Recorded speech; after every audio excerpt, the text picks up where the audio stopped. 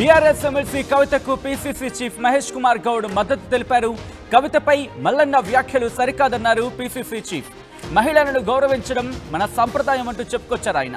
కవితపై వ్యాఖ్యలను అందరూ ఖండించాల్సిందన్నారు PCC chief. Mallanna ఆఫీస్పై దాడి, కాల్పుల ఘటనపై విచారణ జరుగుతోందంటూ చెప్పుకొచ్చారు ఆయన.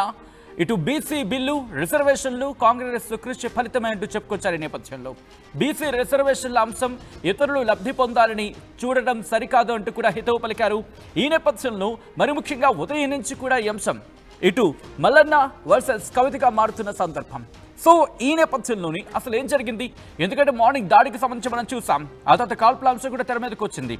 ఆ తర్వాత ఇటు బీఆర్ఎస్ ఎమ్మెల్సీ కల్వకుంట్ల కవిత మరి ముఖ్యంగా ఇక్కడ మండలి చైర్మన్ని కలిశారు, రిక్వెజేషన్ ఇచ్చారు. At the same time police ఉన్నతాధికారులు కూడా కలిశారు, రిక్వెజేషన్ లెటర్ ఇచ్చారు.